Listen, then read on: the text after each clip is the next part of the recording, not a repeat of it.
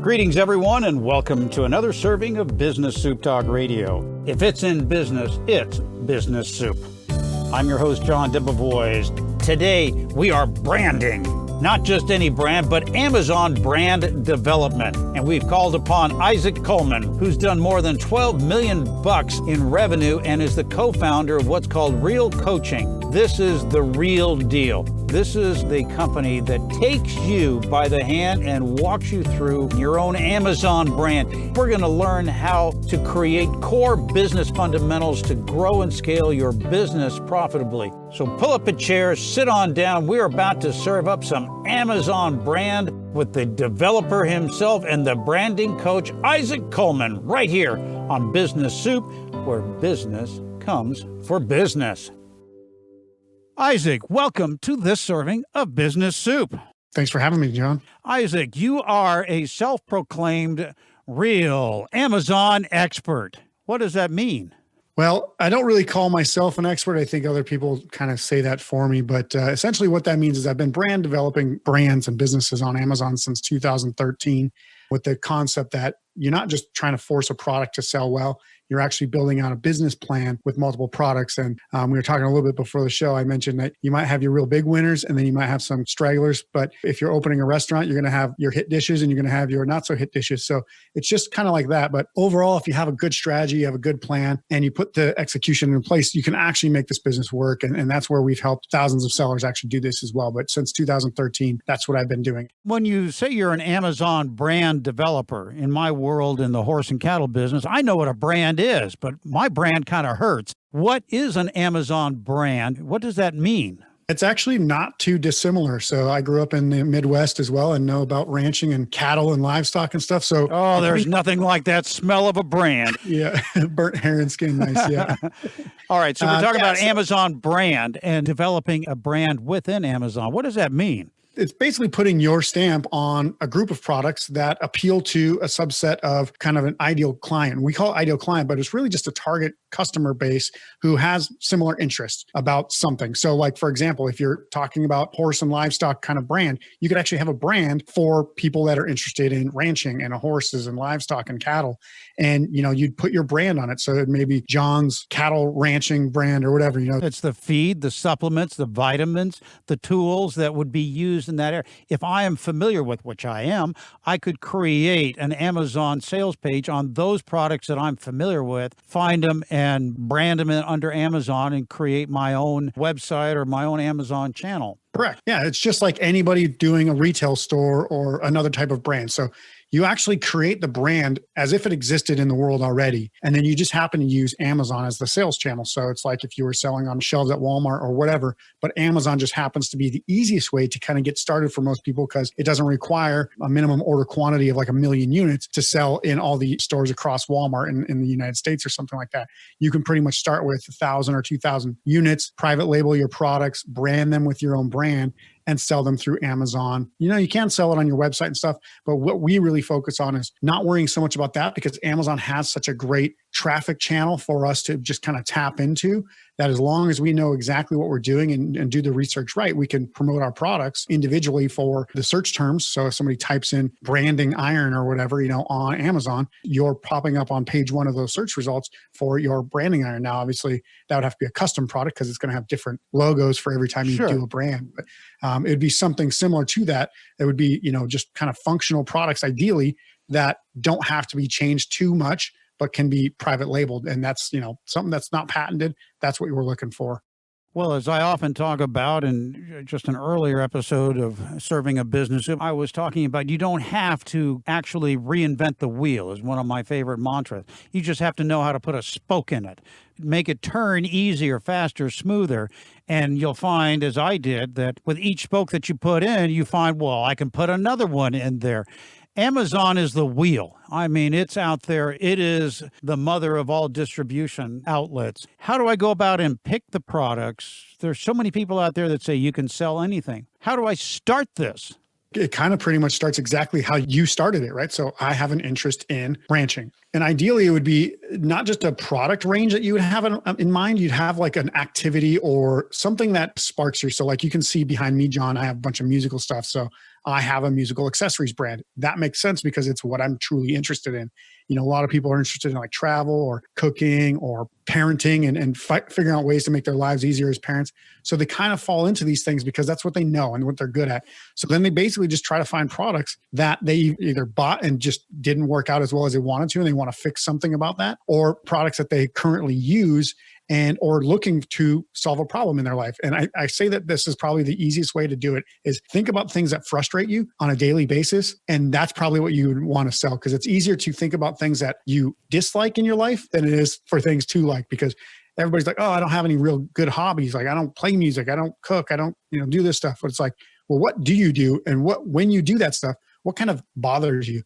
When I drive, I need to listen to music because I hate traffic. I can't stand traffic. So I need music. So I have to play something. So like for my Toyota Corolla that I drive, it didn't have Bluetooth built in because I bought it like 5 years ago. So I had to get a Bluetooth thing adapted to my radio, right? From so that's Amazon. a product.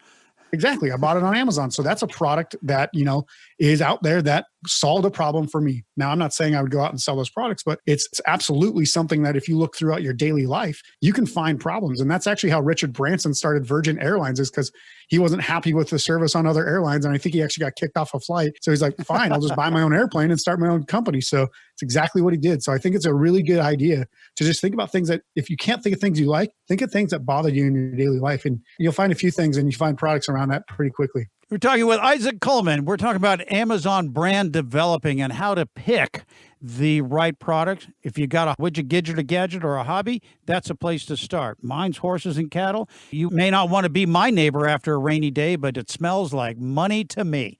You are now teaching people.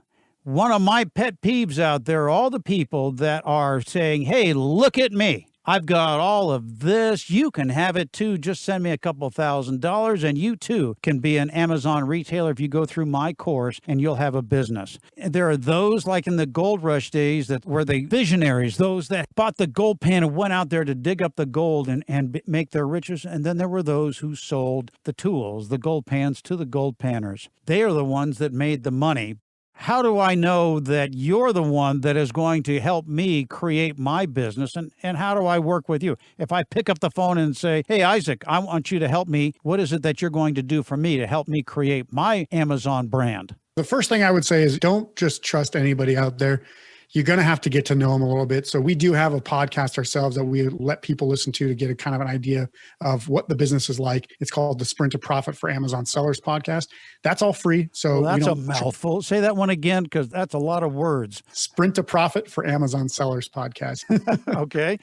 We wanted to be very specific because it could be sprint to profit for anything, but we had to put it in the sub niche for Amazon sellers. It could be applied for a lot of other business, but specifically related to Amazon. So the idea here is that we want you to have an idea of what the actual business takes before you ever invest money, right? You have to have some kind of good concepts. Me and my business partner, Kirsty, we don't like that internet marketing, scammy, hypey kind of stuff. We actually call our company Real Coaching because we want to actually be real. We have real people in our company. We have real people in our members.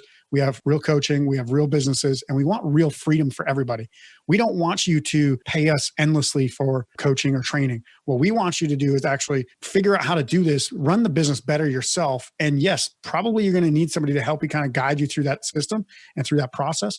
But at the end of the day, you should be a good business person. We want you to fundamentally know how to actually run the business on your own to be successful. So that way you can actually achieve what we call true life freedom.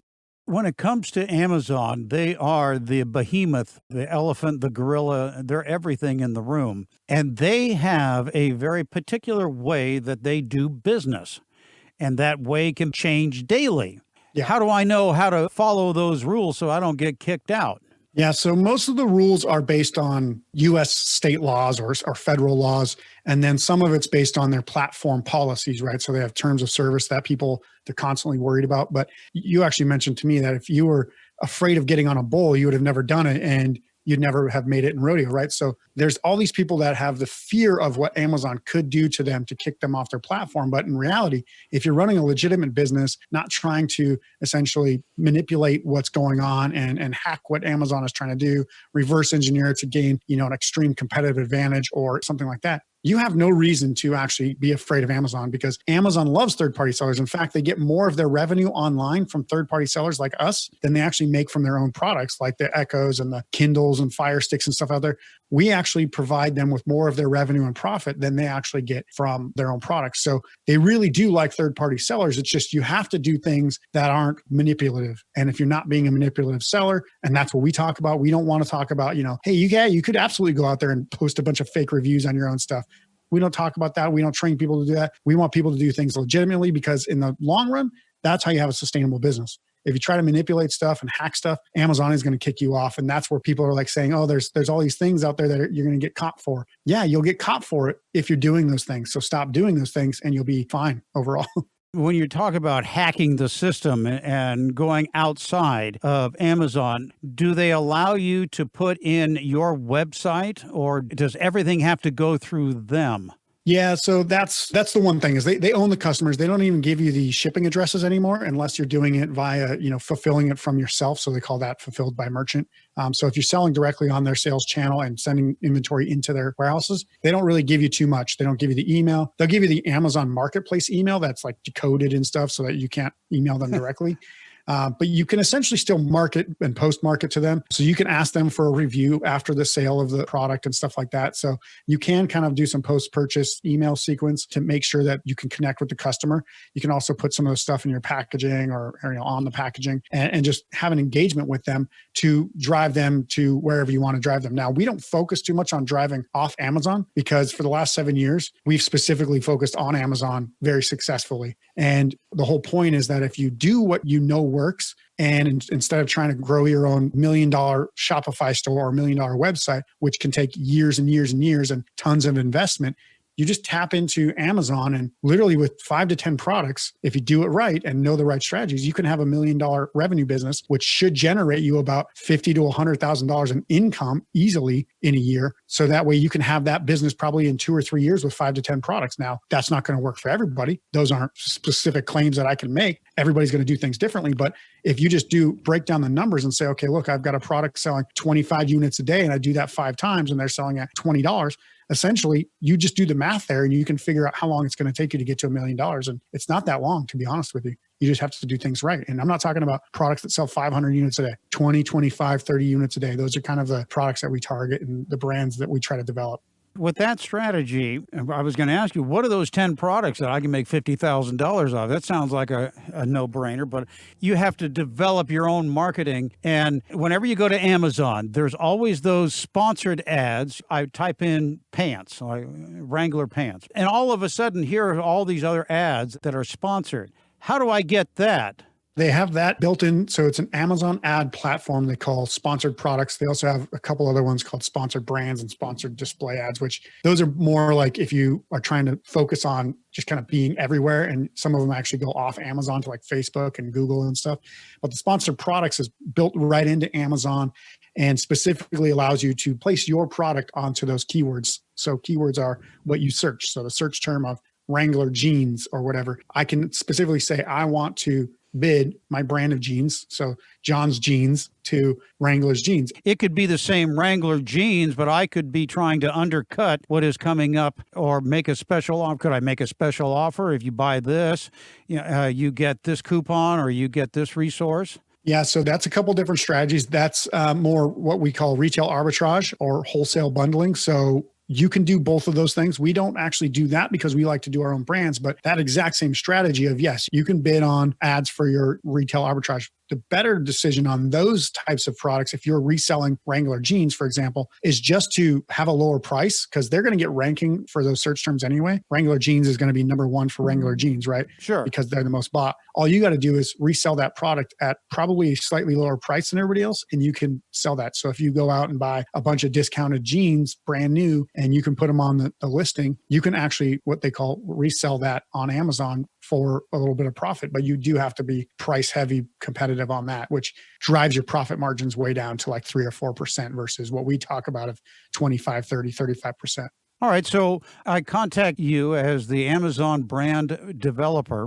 And I say, Isaac, help me take what I'm doing here at my company, at Business Soup. Let's get down to my company. I have companies where they have great software applications and services. Is Amazon the place to market those? And how would I do that? Yeah, so you can do digital media, you can do all that kind of stuff. It's probably more of a sales channel. It's where you would actually have people enter their billing information and stuff.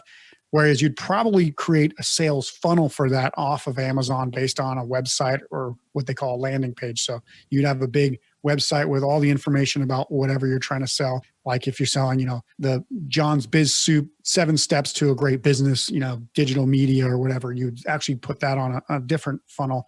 You could end up using Amazon as the sales channel, but you probably wouldn't be getting ranking for something like that because you would have to drive off Amazon ads to that.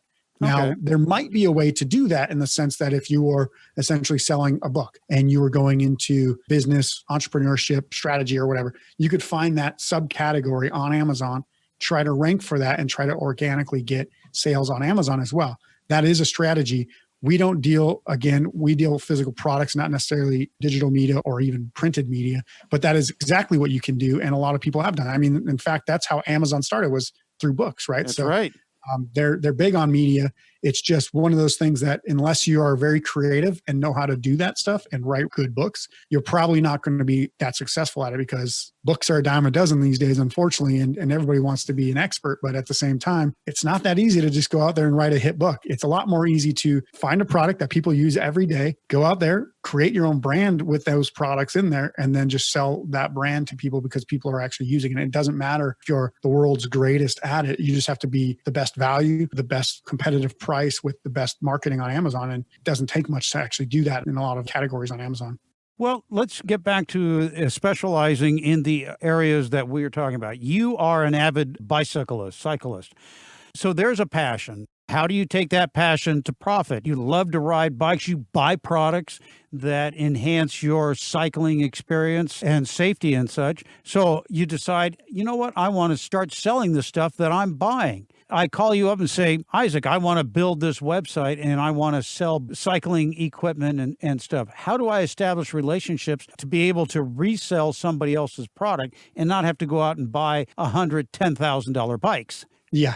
So the first thing, obviously, we talk about is looking at the accessories, because you don't probably want to sell bikes because your budget would have to be thousands and thousands and thousands and tens of thousands, maybe $100,000 to sell actual bikes for the cost of goods and everything like that. So you look at the things that you would buy to ride a bike. You got your bike helmets, you got maybe mounts for your phone, you got bike locks, you got lights, you got all this other stuff, right? So all those products, you get a list of ideas. What we say is we call this product ideation, where we just come up with a brain dump of all the things that you could possibly use for that kind of cycling gear, accessories, all that stuff. So you put that all on a list. And then what we do is we actually go through each product on Amazon and do research on them. And we put them into a spreadsheet we call our Product Analyzer Bible. And it essentially spits out all this information based on, putting in about 8 target data points into the spreadsheet. And then it basically tells us, hey, can you afford to sell this product reasonably with the cost that you have for your budget? Can you actually make profit on it? Will it actually give you monthly cash flow? Will it do all this stuff, right? So we analyze this stuff very strategically. It's not just a look at the profit margins and look at the ROI. Most people don't even look at ROI. Most people only look at profit margins. We look at even launch costs, marketing costs, ongoing advertising costs, and we try to build that in even before we choose what products we're going to sell. So that way we have a pretty good idea. Now, these are just forecasted estimates, but they're pretty well based on reality because we've been doing this for so long. We know kind of how the numbers work.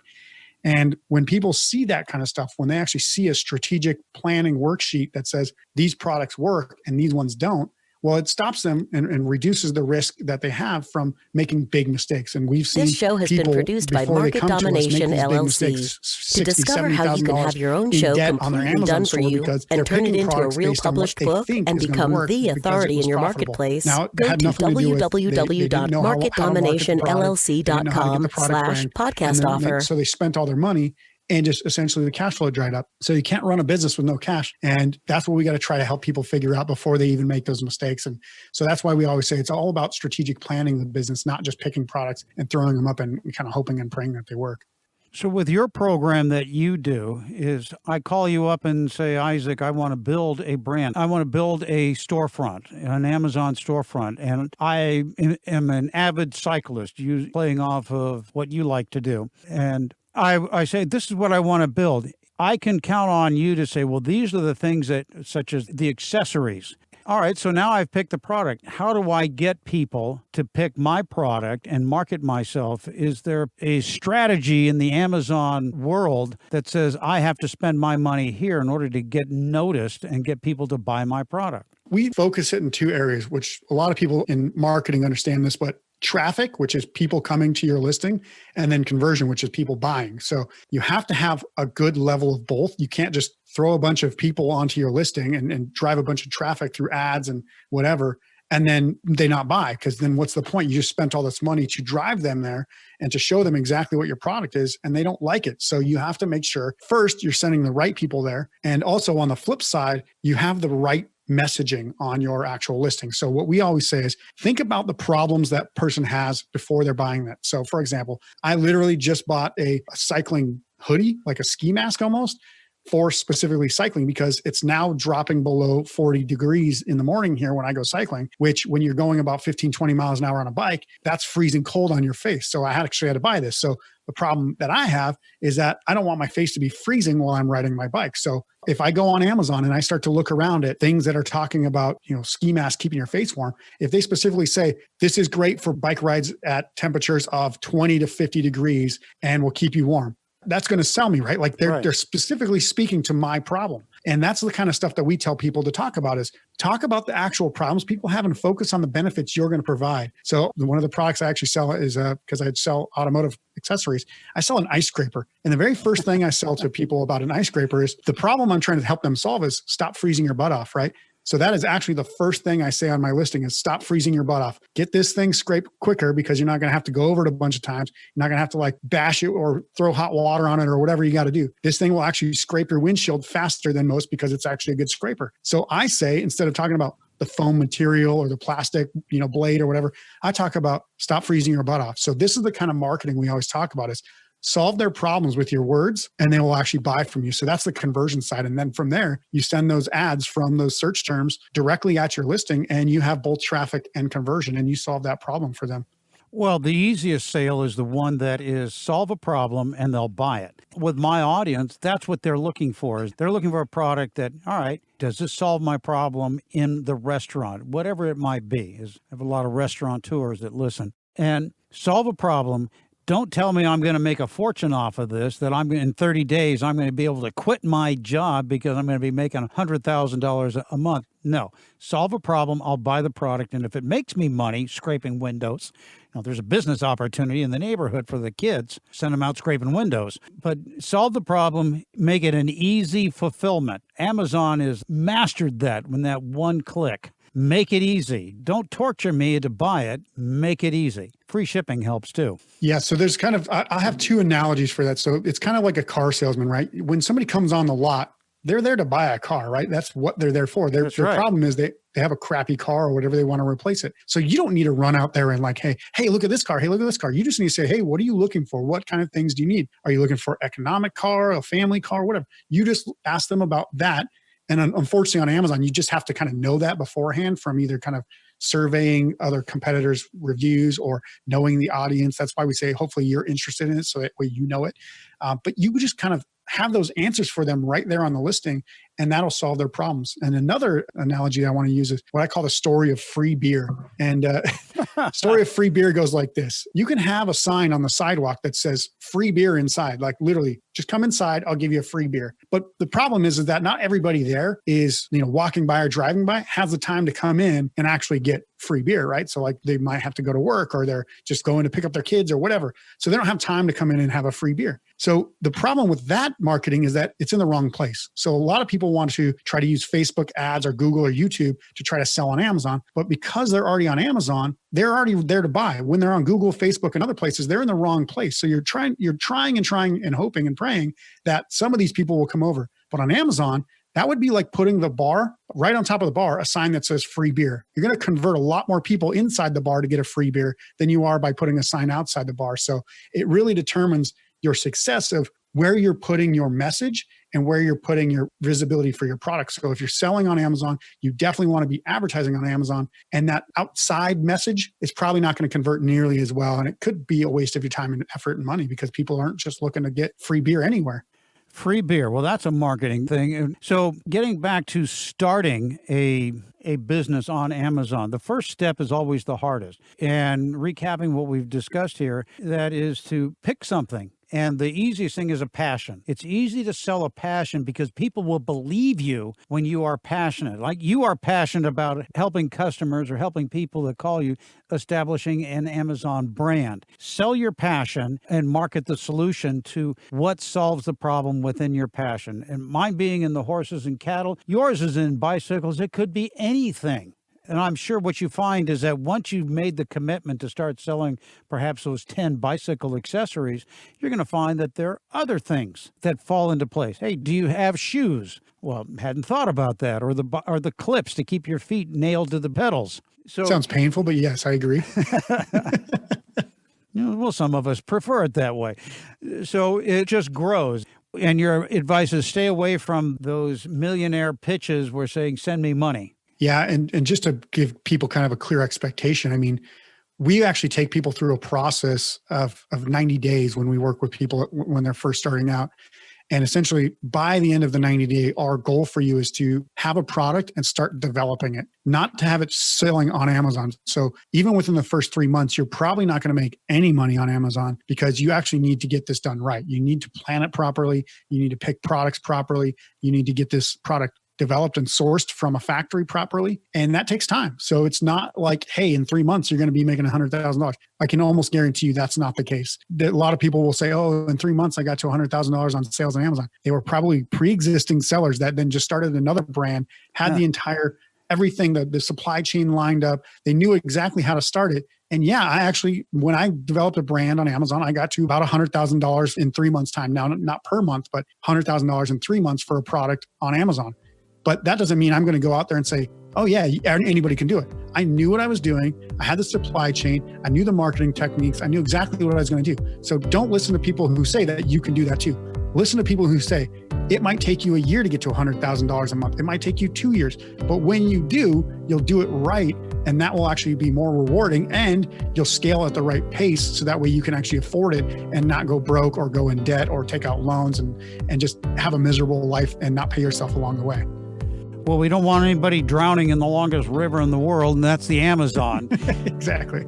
For those of you who'd like more information, you can get all of this information along with the transcripts and the links to Isaac and his company through the one source in business, and that's bizsoup.com, where business comes for business.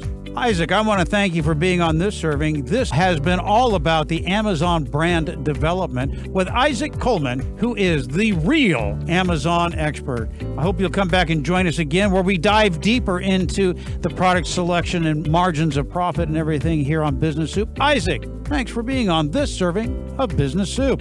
Thank you very much, John. Thanks for having me. This has been another serving of Business Soup, where business comes for business. I'm John Debevoise, inviting you to visit the website for more servings of what is best in business.